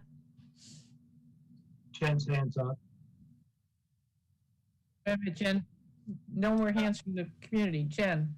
Oh, I was just gonna say, the only downside I see with the 48-hour thing with returning the check is that some people aren't here for that long. So, I don't know if that creates any burden or not. Yeah, and I think that the CSOs are going to be there that morning. They're going to check. They're going to be the word. So I think, and it's also another burden on the police to have to know, So I think it ought to be that day up. Yeah. There's a good thought, but I think that's better to keep it. Okay. Do we have no more comments from the public? No more public hands raised? So what's the next step? Should we take a slice, or Joanne and I take a slice at rewording the permit, and we can just go over together now what the key features of that would be? And agree, would that make sense, Kate? It makes sense. I do think that some of the ideas that have come out of tonight, or that were added at the last minute and to your proposal, maybe in a question mark, particularly a lot of it revolving around metal containers and, what do we do with those? I think that's important to be able to look at further. Now, the only problem is, selectmen, if we don't put forward something tonight, their meeting next Thursday will probably not have a recommendation from us on, and there would be no change. The moratorium that's now there would stay in place. I'm sorry, why do we need to do it tonight if they're meeting Thursday? A week from Thursday, because we're not going to have any other meeting time together. If we can't throw together another meeting in the next week. Well, we can agree on the tenets of what was said here. And that, go You ahead. can make a motion, John, going through each item. Joanne's been raising her hand. Oh, sorry. I can't, you're not even on the screen as part of the problem, but I'm not trying to ignore you. Yeah, if you're calling, you need to have everybody on your screen, Kate. Yeah, I don't. If you're doing this hand thing, yeah. I only have like 5 at a time or something. Sorry, Joanne. Okay, the first thing we had to decide, and we prematurely went into this at the last meeting, was fires yes, fires no. Right. So I don't know why we can't do that tonight. And if it's a fire yes, the wording that really is the only thing that this committee needs to decide. Pending the rewriting of the permit to incorporate suggestions from tonight, we can do that by email, and then it can go to the Board of Selectmen. And I would only add that we ought to discuss each of the elements that we want to put in there tonight as well. Sure. So I would agree with you, yeah, but let's just. Sure, I mean, but I think we can have a vote and get the final thing done by email as long as everyone has voted, if it's a yes vote. And we at least go briefly over the parts of the permit that we want, the way we want it to read. So how would you word the yes/no motion? Because it has to be contingent on agreeing to the words, so. Fire yes, fire no. Well, only yes if I like what you're gonna put in the permit, so I can't do a yes or no. That's gonna be an easy vote for me if it's just that, up or down. I'm sorry, there's a lot of interesting, I still have a lot of concerns around safety and whatever, and some that even have been raised with the concept of the metal containers. So if you were gonna say right now you want it up or down, well, whereas my mind may be changed by if we can come up with. Let's talk about what the elements would be, and then given those elements, we can take a yes or no vote. John, do you want to go back through your PowerPoint and see what we want to change, add, or reword? Sure. That just might be an easy way to incorporate the suggestions that have come from everyone. I would agree. Can you see this? Nope. Gotcha. All right, stand by. I hit the wrong button. You're So fired. let's try this one, and let me try this one and do that. That looks better. Yep, it's coming. Okay, so John, are you taking notes, or is there a way to? These are going to be well, hey, do we have minutes of this being taken or not? Yes. Great. Let me put it this way. It will, I don't know if she's actually listening live, but she will be writing. Perfect. We'll do the first Who do we thank for that? Tricia Saunders. Thank you, Tricia. Marvelous. John, you could change to red font, for example, and put some notes in here for us. That's what I'm gonna do. I'm gonna edit this thing just right now. There's nothing said in it. There you go. So, as far as the police resources, I think, are we all in agreement that this would be the way to go? Yes. Does anybody have a concern about this? I don't know that that's really an administrative thing up to Lori and the police chief, how they want to manage what we Well, this give is a them. recommendation, right? This piece right here, right here. No, I understand. But I think if we're going to make a motion, we're going to make a motion that, for example, we're going to continue to, we're going to make a motion to have fire permits issued at the beach this summer. There's going to be 3 in the public area, 5 in the west and east end. And then we list the other changes we make. I don't think as part of that motion, we're telling the town how to manage our problem. I would agree, Paul. I would agree. Right on. Right. John, just a quick question on the second bullet under proposed solution. Pick up a sheet of permit locations at the South Street Station? This goes on with what Paul's saying. We don't want to micromanage. We're not telling them how to do it. So probably not. I don't know. They need to tell them where the fires were so the CSO. They'll figure that out. But that's up to them to figure out. That's what Paul's saying. So I agree, Paul. Sounds good. Sounds good. So it's the trash one. Are we good with $250? Yes. I am. Yes. All righty, so that's. I agree with the 250, but I would be very comfortable going up a little bit higher, but at a minimum 250 in my mind. 255. I was thinking, and the reason is people that are coming here for a week, $500 deposit really gets their attention more so than 250. And I think we want to impress upon them the seriousness of this. Okay. And we can come back and revisit this after the summer, and next winter when we have a lot of time, we can make it more perfect. And if 250 didn't work, we'll have some evidence, and we can ask the police department to track this and ask how many times they had to withhold $250. Was it once? Was it 10 times? We need to know that. Or how many times we have their burnt out logs that we're picking up. Yeah, no, I agree. Either one I will prove the understand. point. Yeah. All right.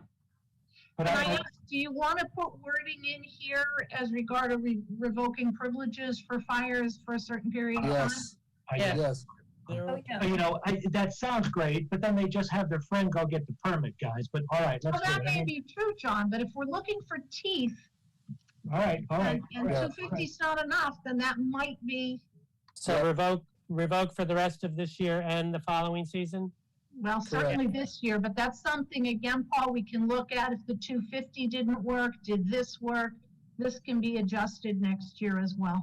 Okay, revoke for 24 months. There you go. Sounds good. Okay. And a lot of this is somewhat related to if we're going to limit to metal containers, Correct. different scenario on what you have to clean up. Well, you bet. I think metal containers is, I really want to. I think that's going to go, the smoke, we're okay bringing it down to 3 and the location. So we're good with that, right? Correct. Well, we said 3 in the public area and 5 in the 5 elsewhere. Right. 5 in front of. I have a problem with that. I think we go 3 and 3. Well, interesting. originally Overall reducing in general of the fires, either that or take away some public permits and give more to the homeowners. Well, that's what we're doing. We're taking away 2 public. What do you want to put 7? You want to put 7? No, I wanted to keep it maxed at 6. And if that means, that it says Jen is pointing out that she wants to see more homeowners have availability of fire permits, fine, then take some away from the public. I guess I still sort of disagree because I feel like you've got this huge area on the west end of the beach. I can see the issue of limiting the number on the east side, even though I live on the east side, because the reality is, if you have the 3 public ones, and then you had 5 that all happened to be on the east side that night, that would be a lot of fires in one place. But the west side, is very long. So I'm not sure that I agree that you would need to cut it back. How about two at the east end, 2 at the west end, and 3 in the public area? I'm still in favor of keeping the max at 6. And then, as I said, maybe we reduce the number of public permits.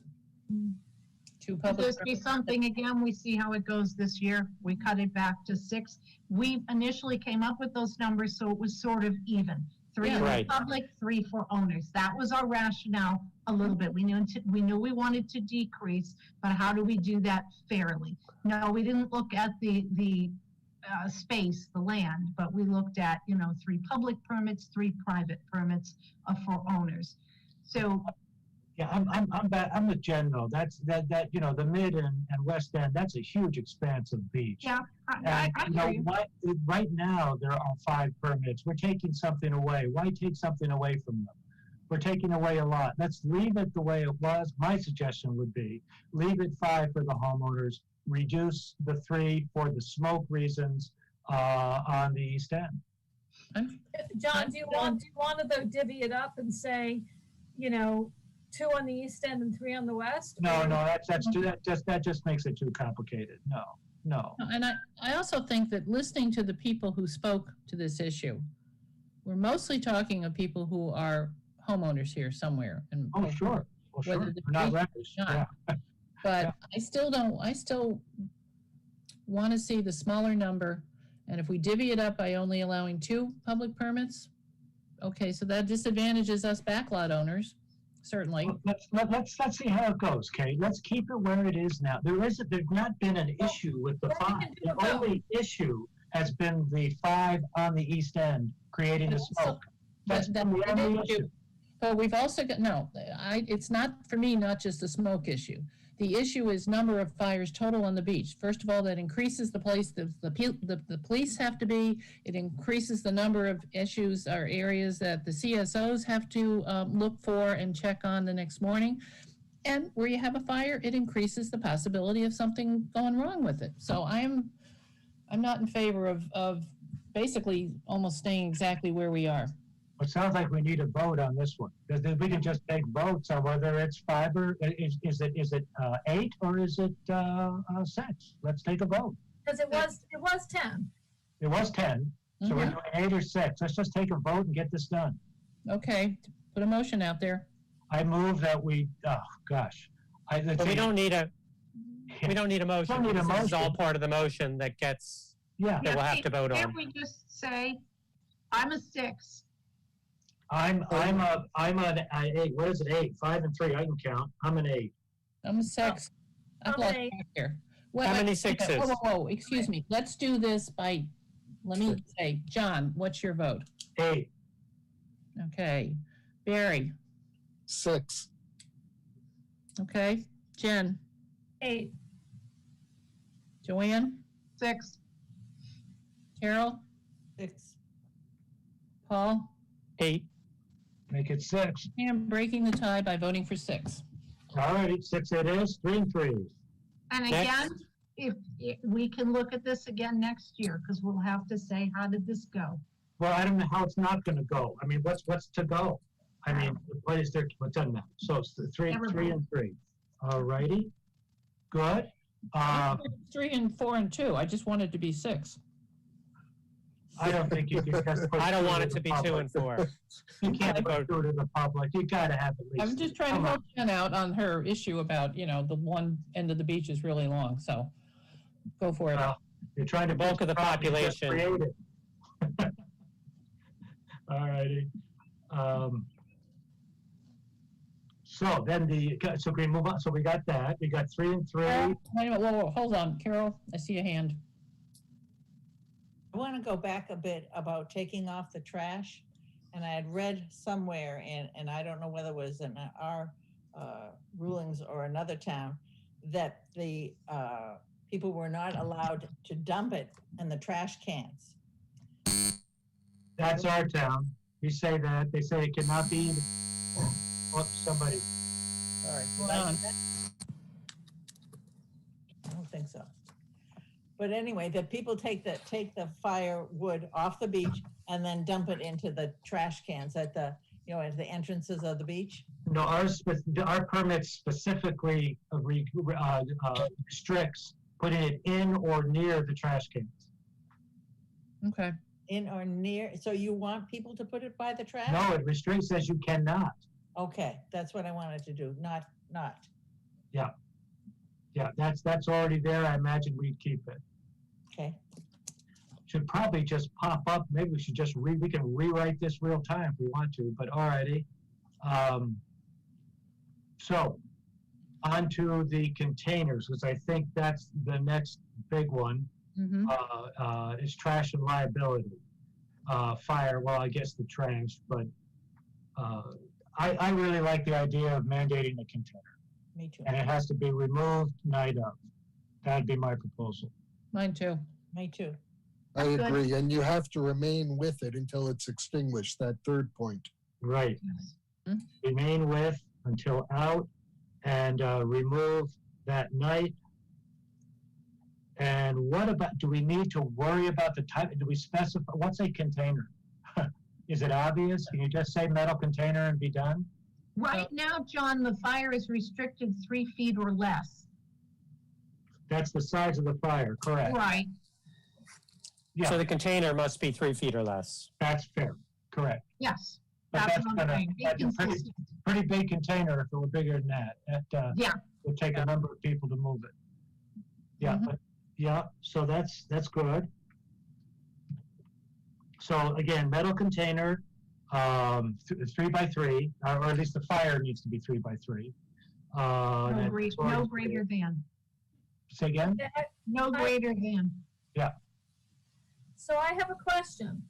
This goes back to the fact, to what my understanding was, that that beachfront owners who signed the agreement are allowed within their 25 feet to have a metal container fire if it's for cooking, which a fire pit certainly could cook s'mores on, within their 25 feet without a permit.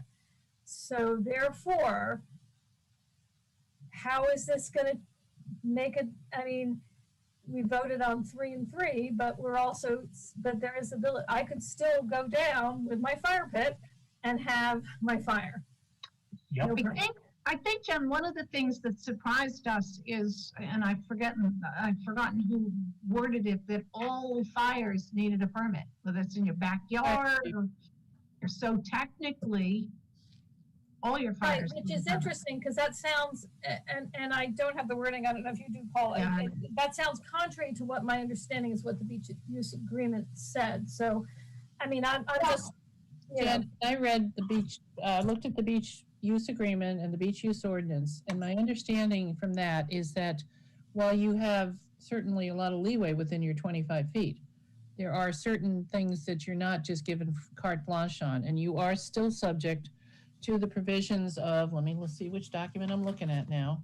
This is the beach use ordinance, that no starting, not being able to start or whatever a fire on the beach without a permit. So, but I could bring a hibachi down. You can bring, that's the gray area. yes, for cooking, for small We'll cooking. do that things. now.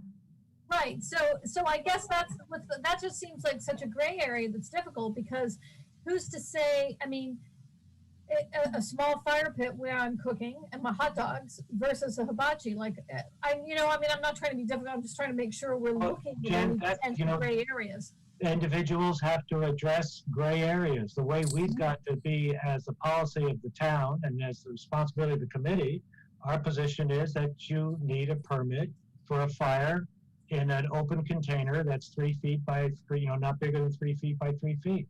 Mhm. And that's what's so.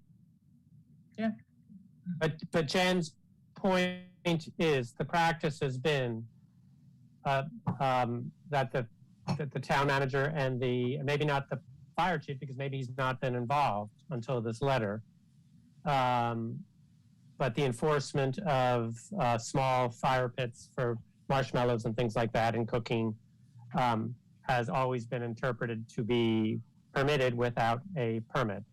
Well, it's one of those things that when you ask, if you're going to ask a question, you're probably going to get an answer you don't like. So that's where we are right now.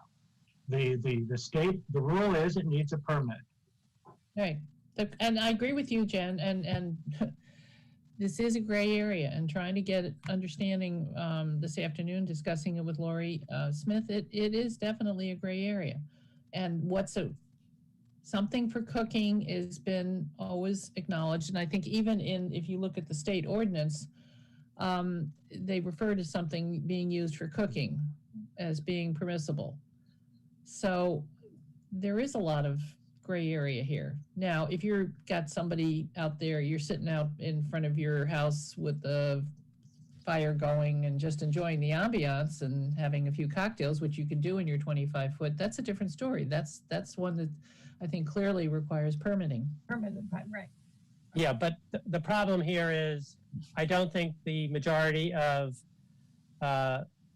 oceanfront owners, maybe I'm wrong, who are in the beach agreement would want us to adopt a rule that would take away the exception to the open fire permit with respect to their property, which would include the beach. So it doesn't say that. They are subject to it anyway. They're already subject to it. Ordinance, the general restrictions on the beach, it does say that beachfront owners are still subject,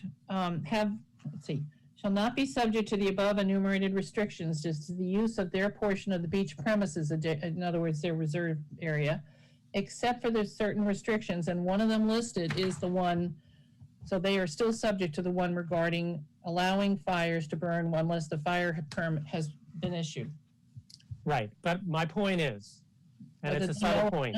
That's what's in. My point is, the town does have the right, upon recommendation of this committee, to even say to Jen, you can't even have a hibachi there. They have that right in the agreement. They could do that. They've never done it before.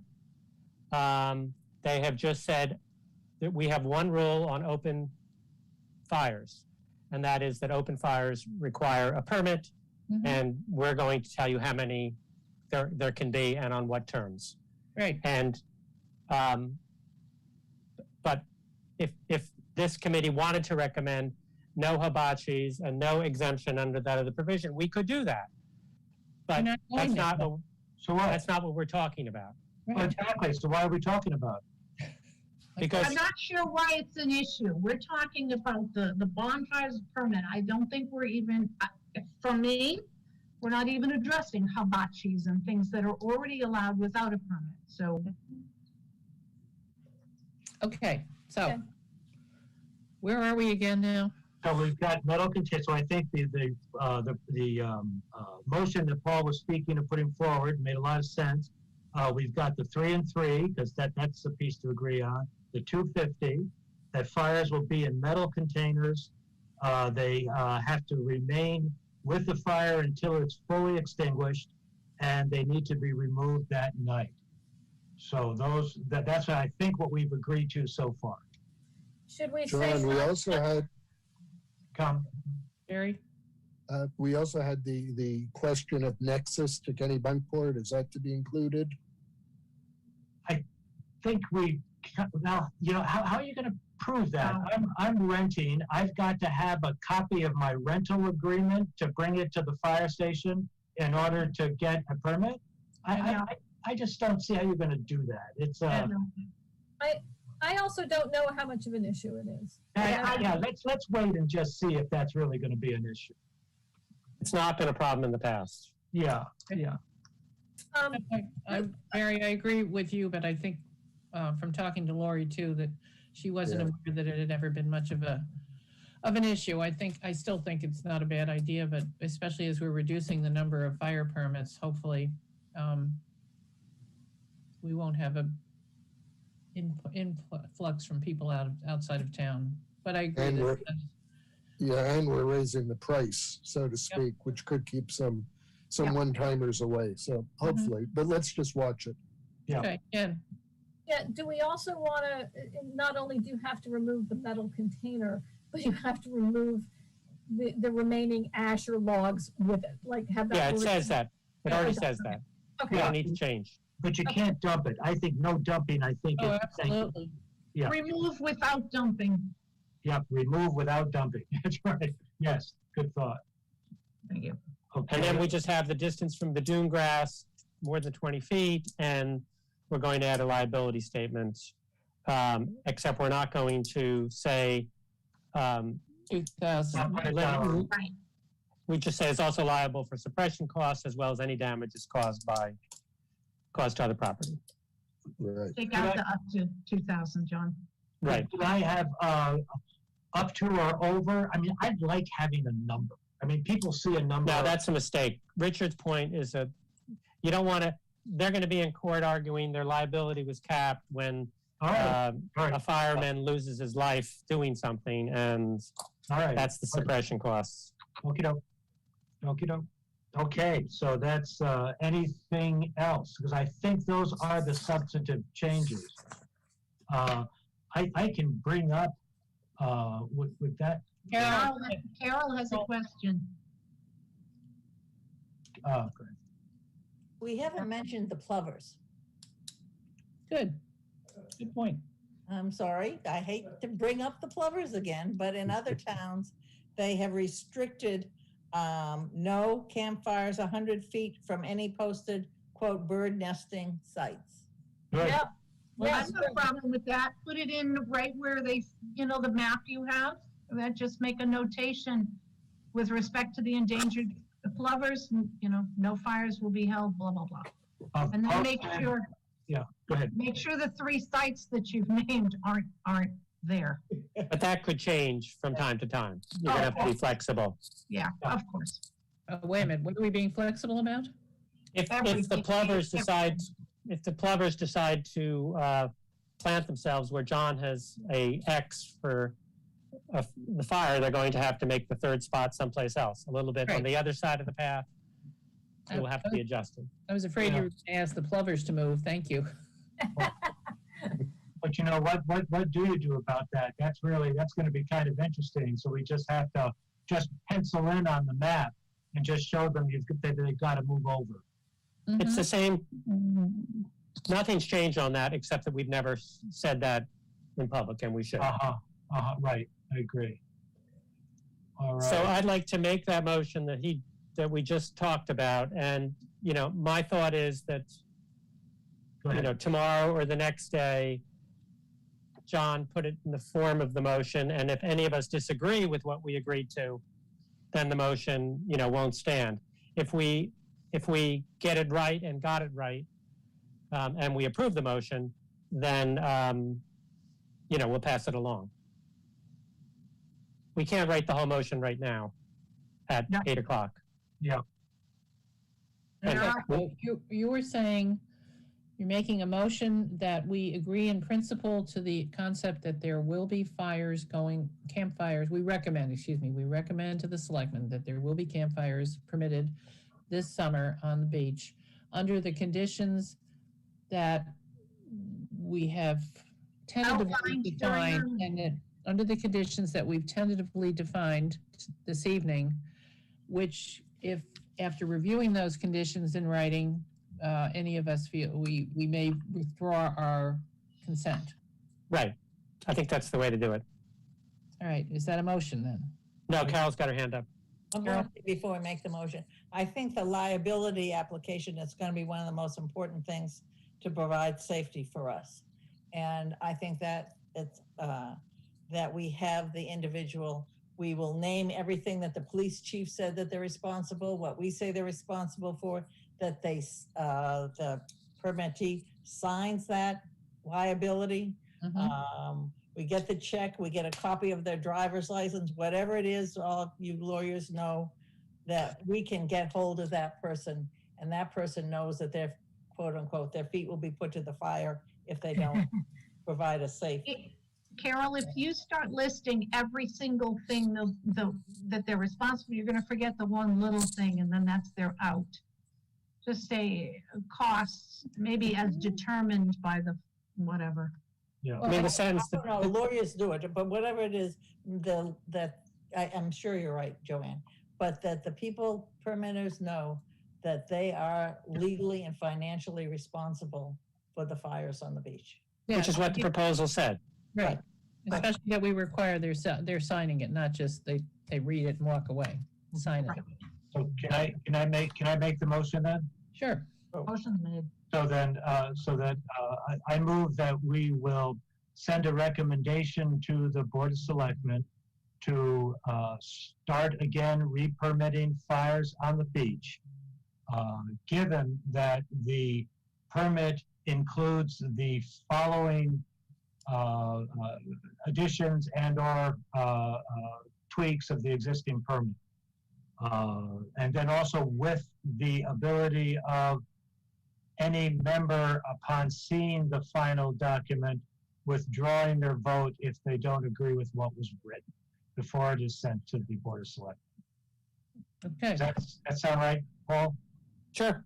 And so here are the points that I believe we've agreed to tonight. We're doing 3 and 3, 3 on the east end for the public at large, 3 for beachfront property owners. We will raise the deposit to $250. We will stipulate that the fires must be within a metal container, that the individual permittee must remain with the fire until it is fully extinguished, that the pit and all ash unburnt log, etc., is removed that night. No dumping. That's what that meant. So that's for the fire. The fire is placed not closer than 20 feet to the dune edge, if there is dune grass present. That there will be a statement of liability without a dollar number, but stating that for suppression costs and any subsequent damage, and that will be signed, and a driver's license will be collected. Need to add the Plover statement in, John. I'm not done yet. I'm not done yet. And no fire within 100 feet of posted, not just plover, there could be tern. What's the wording? Posted what? Posted Bird endangered nesting. Bird nesting? Or Great, bird nesting site. Posted bird nesting site. Posted, yeah. Anything I missed? Do we want to require that they bring a bucket with them for water? Oh, yes, John. A bucket, okay, good. They must have a bucket for extinguishing purposes. of water for emergency and extinguishing. Yeah. So they don't just get the water at the end of the fire. They should have it there while the fire's burning. Right. Got it. I'll second that motion. Okay, let's take a vote. John, Aye. Jen, Aye. Joanne, Aye. Carol, Aye. Paul, Yes. Barry, Aye. and I will agree to that, aye. So we've got a unanimous vote. I will have something out tomorrow on Thanks a that. lot, John. You bet. Thank you. Good job. Okay, when we can get fires, that's good. I hope folks will be pleased. I mean, we're taking something away, but I think we're really improving it. Yeah, and I think, things like maybe working up with the police department or whoever, a document that says this is what, you're supposed to be doing, more specifics when hand out to people, a little brochure. Almost better not to have that in my feeling, but anyway, let's see what we want to do. Well, particularly on the how to extinguish the fire routine, but anyway. Yeah, that would be good. Okay, we're basically done with the one issue we had on the agenda. The one housekeeping item I have is I sent out to everybody, I don't know, in the last couple of days, an email about possible meeting dates for July and August, and I haven't heard back from other than one person. So would you please check your emails as soon as possible and let me know, because we really, if we are going to have a meeting in July and a meeting in August, we need to grab a date and before other town boards or whatever, they fill up. As of now, as far as I know, this will be on Zoom. We'll be guided by the selectmen with regard to whether future meetings or later in the summer meetings be on Zoom or in person. That's not really our call as far as I can tell. And once we have some dates, then we can talk about whether we want to have a speaker at either or both of them or what. But I need some dates, so please get back to me. If you did not see that email, let me know. Just email me and I'll send you, re-forward it to you. Okay? Good. Hi, Carol. One quick thing. I think what we proposed should be reviewed by the police department and by the fire department and see if they have any additions for us. Before it goes to the board? Yeah. Okay. Well, we don't have the time. If we were in the middle of January and having this long discussion, after seeking their advice, which we took, and then we came up with a recommendation. But, next winter, let's do that. I just we don't have the time to not make the deadline. You're taking a chance that the Board of Selectmen might say they need that input, and you'll lose them. Well, let's get I agree with Paul basically on the timing, and I do think Carol's point is well taken, but I think we've tried to incorporate a lot of what the police and the fire chiefs have already told us. And, this is our input. That doesn't necessarily mean they have to follow it. The police chief and fire chief can talk directly to the Board of Selectmen and in their final adoption. Let's be sure we get it to them in time. That's yeah. So let's just work on Yes. getting the work, thank you, the work, John, you are going to do and work you and Jen, I can't even talk straight at this point. You and Joanne have done so well. And then you get something to the selectmen, hopefully by the end of, or to the town manager to pass on to them by the end of this week. Because once we all go into, we've only got a couple of days before we're into 4th of July weekend. And I know, I'm sure all of us are busy and involved there. So if that sounds okay, can we make a motion to adjourn? I make a motion to adjourn. I second. Triple it. Okay. Thanks, guys. Hands, please, everybody. Adjourn. Thank you very much. See you guys. Thanks, everyone. Right. Bye-bye. Thanks.